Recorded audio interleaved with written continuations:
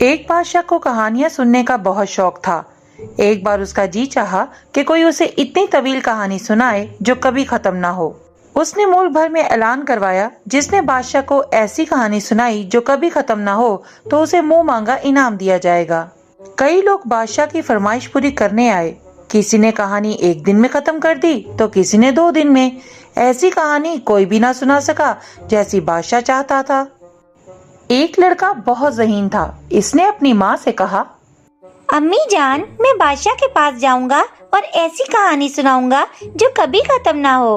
बेटा सोच लो, तुम बादशाह के पास जा रहे हो। अगर तुमसे कोई गलती हो गई तो बादशाह तुम्हें सजा भी दे सकते हैं। नहीं अम्मी, मुझे बादशाह सजा नहीं देंगे। मैं पूरी तैयारी से जा रहा हूँ। माँ ने इजाजत दे दी तो लड़का बादशाह के दरबार में पहुँचा और कहा, बादशाह सलामत, मैं आपको ऐसी कहानी सुनाने आया हूँ जो बहुत तवील होगी, बल्कि हो सकता है कि कभी खत्म ही ना हो। बादशाह मुस्कुराया और बोला, बेटा तुम घर जाओ, तुम कहाँ ऐसी कहानी सुना सकते हो। लड़के ने अदब से कहा, मुझे मौका तो दें। मेरी कहानी इतनी तवील होगी कि आप सुनते सुनते थक जाएंगे। हो सकता है वो खत्म ही ना हो। बादशाह ने कहा, अच्छा तो सुनाओ कहानी, हम भी तो सुने।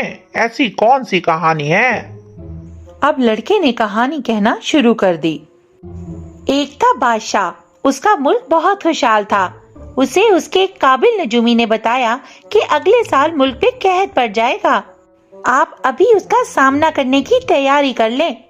बादशाह ने कहर से निमटने के लिए 1 मील लंबा और 1 मील चौड़ा गोदाम तैयार करवाया और इसे चावलों से भर दिया। इस कमरे के सारे दरवाजे अच्छी तरीके से बंद करवा दिए ताकि इसमें कोई भी दाखिल ना हो सके। एक दिन एक चिड़िया ने देखा कि इस गोदाम की छत में एक छोटा सा सुराख है।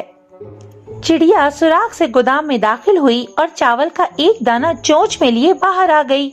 उसे चावल का दाना लाते देख तो एक और चिड़िया सुराख के रास्ते गोदाम में चली गई। वो भी चावल का एक दाना लेकर बाहर आ गई। उसके बाद एक और चिड़िया अंदर गई और बाहर आई तो एक दाना इसकी चोंच में भी था। इसी तरह चिड़िया बार बार गोदाम में दाखिल होती रही और चावल का दाना उठाए अपने अपने घोंसलों में जाकर बच्चों को खिलाती रही।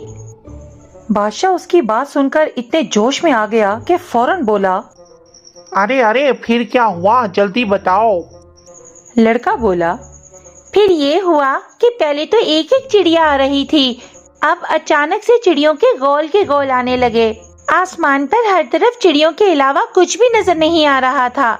चिड़िया बारी बारी सुराख से गोदाम में दाखिल होती और चोंच में चावल का दाना लिए बाहर फिजा में गायब हो जाती।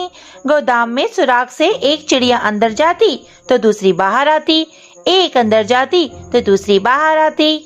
बादशाह इसकी बात काट कर बोला, बस करो, ये तो बताओ इसके बाद क्या हुआ। जल्दी बताओ, मुझसे बर्दाश्त नहीं हो रहा।